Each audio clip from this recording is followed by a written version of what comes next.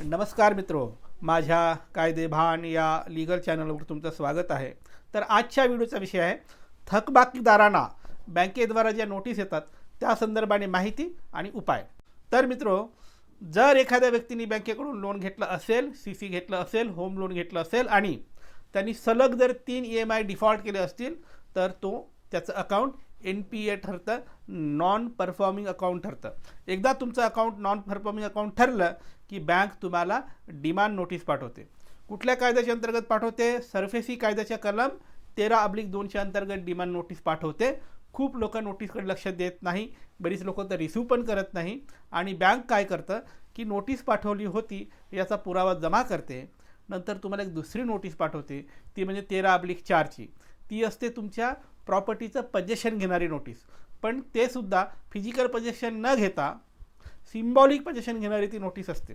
त्याच्यामुळे तेव्हाही बरीच लोक लक्ष देत नाही, जो होगा वो देखा जाएगा या ॲटिट्यूडनी राहतात आणि मग या दोन्ही नोटीस पाठवल्याचा रेफरन्स, कागदपत्र, त्याचे पुरावे, ट्रॅकिंग रिपोर्ट हे सगळं घेऊन बँक जाते कोर्टामध्ये किंवा जिल्हाधिकारीकडे यांच्याकडे अर्ज दाखल करते की अमुक माणसाचं एवढं थकबाकी झालं, त्याला आम्ही 13/2ची नोटीस पाठवली, 13/4ची नोटीस पाठवली, त्याचा काही रिप्लाय येत नाही, पेमेंट येत नाही, त्याची अमुक प्रॉपर्टी जप्त करण्याचे आदेश द्यावे।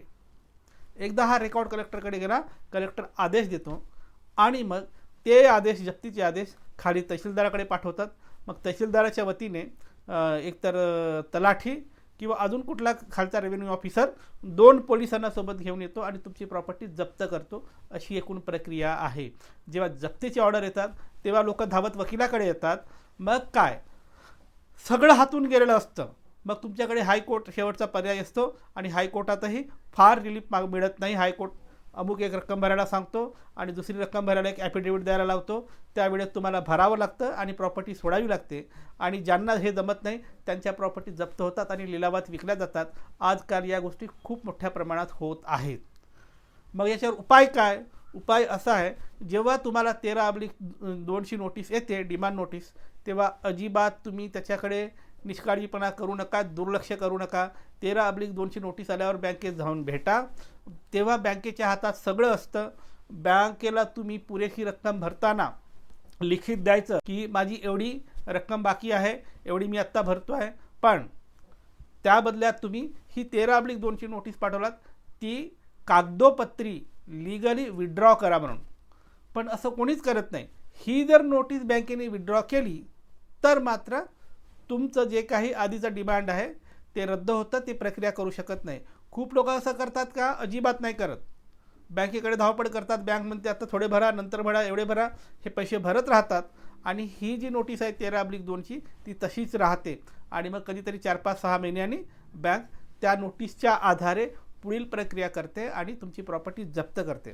त्यामुळे मित्रो, जर तुम्हाला 13/2ची नोटीस आली असेल तर त्याच्यावर 2च उपाय आहेत। एक तर बँकेशी निगोशिएट कागदावर करायचं आणि जे काही तुम्ही पार्ट पेमेंट करता त्याच्या बदल्यात लिखित बँकेकडून ती नोटीस विड्रॉ करण्याचं पत्र घ्यायचं, तर तुमचं प्रकरण मिटलं असं त्याचा अर्थ आहे।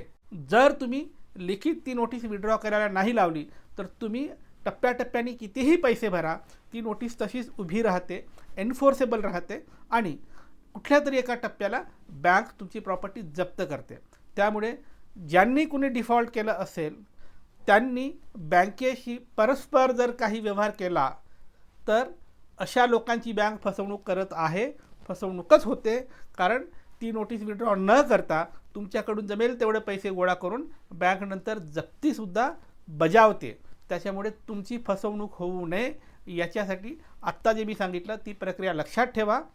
तुम्ही पार्ट पेमेंट जर करत असाल, कधी 13/2ची नोटीस आल्यानंतर पार्ट पेमेंट करत असाल तर लिखित द्यायचं, अर्ज द्यायचं आणि त्यांच्याकडून लिखित ती नोटीस विड्रॉ झाल्याचं घ्यायचं, म्हणजे तुमचं पार्टली सेटल झालं असं त्याचा अर्थ होतं। खूप लोक हे करत नाही। ज्यांनी हे न करता पार्ट पेमेंट केलं त्यांची आज न उद्या जप्ती येणार, जप्ती होणार, एवढं लक्षात ठेवा। तर मित्र, ही होती माहिती की तुम्ही जर डिफॉल्ट केलात तर कायदेशीर तरतूद काय आहे, कुठली नोटीस येते, काय प्रक्रिया होते आणि तुम्ही ती नोटीस कसं थांबवू शकता या संदर्भाने माहिती आणि कायदेशीर तरतूद तुमच्यासाठी असंच मी कायद्याचे व्हिडिओ आणत राहीन। त्यासाठी कायदेभान पाहत राहा आणि हो, ज्यांना कायदेशीर सल्ला हवा आहे ते संपर्क करू शकतात। माझा नंबर तुमच्या स्क्रीनवर दिसतोय, पण थेट फोन करायचा नाही, अजिबात फोन करायचा नाही. व्हॉट्सॲपवर जा, नाव गाव जिल्हा केसची माहिती लिहून व्हॉट्सॲप टाका. तुमच्या केसमध्ये मेरिट असेल तर आणि तरच आम्ही तुम्हाला सल्ला देऊ. बाय.